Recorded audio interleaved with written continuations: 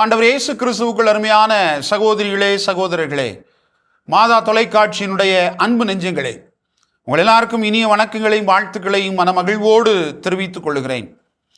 ஆண்டவர் இயேசு மலை மீது அமர்ந்து சீடர்களுக்கும் மக்களுக்கும் பலவற்றை குறித்து அவர் கற்பித்தார்.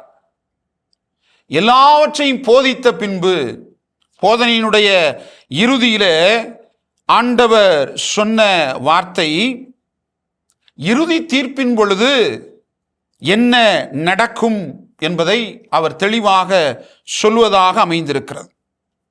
விண்ணரசுக்குள் ஒருவன் நுழைய வேண்டும். ஆண்டவர் சொல்லுகிறார், நீ ஆண்டவரே ஆண்டவரே என்று எப்பொழுதும் சொல்லிக்கொண்டே இருந்தால் நீ விண்ணரசுக்குள் புக முடியாது.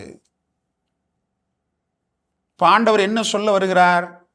உன்னுடைய சொல்லல்ல, உன்னுடைய பேச்சல்ல, மாறாக உன்னுடைய வாழ்வின் செயல்பாடுகள் ரொம்ப முக்கியம். அதனாலதான் ஆண்டவர் சொல்றார், சின்னம் சிறிய சகோதர சகோதரிகளுக்கு எவற்றையெல்லாம் செய்தீர்களோ அதை எனக்கே செய்தீர்கள். நன்று நன்று நம்பிக்கைக்குரிய நல்ல பணியாளரே, சிறிய பொறுப்புகளில் நீ நல்ல நல்ல காரியங்களை எல்லாம் செய்தாய், இறைவனுக்கு பிரியமான காரியங்களை எல்லாம் செய்தாய். அதனால் உன்னை பெரிய பொறுப்புகளுக்கு நான் அதிபதியாக்குவேன் என்பதுதான் கடவுள் கொடுக்கக்கூடிய நம்பிக்கையினுடைய செய்தியாக அமைந்திருக்கிறது. அதனால ஆண்டவரே ஆண்டவரே என்று நாம் சொல்லிக்கொண்டு மட்டும் இராமல், அந்த ஆண்டவருடைய விருப்பம் என்ன, ஆண்டவருடைய திருவுளம் என்ன, ஆண்டவர் எப்படிப்பட்ட வாழ்வை நமக்கு வாழ்ந்துவிட்டு சென்றிருக்கிறார், அந்த வாழ்வை என்னுடைய வாழ்வில் நாம் எப்படியெல்லாம் வாழ்ந்து கொண்டிருக்கிறோம் என்று இந்த உலக வாழ்க்கையில் சிந்தித்து அதற்கு ஏற்ப வாழ்வதுதான் நம்மை ஆண்டவருக்கு பிரியமான பிள்ளைகளாக, விண்ணரசுக்கு உரிய பிள்ளைகளாக நம்மை மாற்றும் என்பதுதான் கடவுள் நமக்கு கற்றுக் கொடுக்கக்கூடிய பாடமாக அமைந்திருக்கிறது. அப்போ கடவுளுடைய திருவுளத்தை நிறைவேற்றுவது என்பது ரொம்ப முக்கியமான ஒரு காரியமாக அமைந்திருக்கிறது.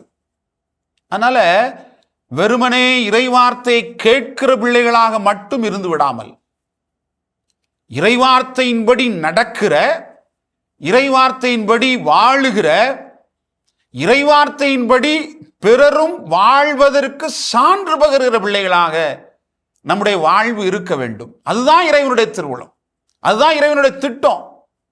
திருமுழுக்கின் வழியாக கடவுள் நம் ஒவ்வொருவருக்கும் கொடுக்கிற அழைப்பும் இதுவாகத்தான் இருக்கிறது. வெறுமனே வார்த்தையை சொல்லி வாழ்வதை விட சொல்லுகிற வார்த்தைகளை நம்முடைய வாழ்வாக வாழ்ந்து காட்ட வேண்டும். அதுதான் ஆண்டவர் இயேசு இந்த சமூகத்தில் செய்த காரியமாக இருக்கிறது.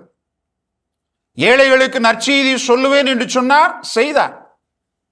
சிறைப்பட்டோருக்கு விடுதலை கொடுப்பேன் என்று சொன்னார், கொடுத்தார். குருடருக்கு பார்வை வழங்குவேன் என்று சொன்னார், வழங்கினார். ஒடுக்கப்பட்ட மக்களுக்கு உரிமை வாழ்வை வழங்குவேன் என்று சொன்னார், வழங்கினார். ஆண்டவர் அருள் தரும் ஆண்டினை முழக்கமிட்டு இந்த சமூகத்திலே அறிவித்து சென்ற இடமெல்லாம் நன்மைகளே செய்தார். எனவேதான் தந்தை கடவுள் அவரை பார்த்து சொன்னார், இவரே அன்பார்ந்த மைந்தன், இவர் பொருட்டு நான் மகிழ்ச்சி அடைகிறேன் என்று தன்னுடைய மகிழ்ச்சியை, தந்தை கடவுளுடைய விருப்பத்தை நிறைவேற்றி வாழ்ந்த இயேசுவை பார்த்து தந்தை கடவுள் சொன்னார். நம்மையும் பார்த்து சொல்ல முடியும், நம்மையும் பார்த்து சொல்ல வைக்க வேண்டும்.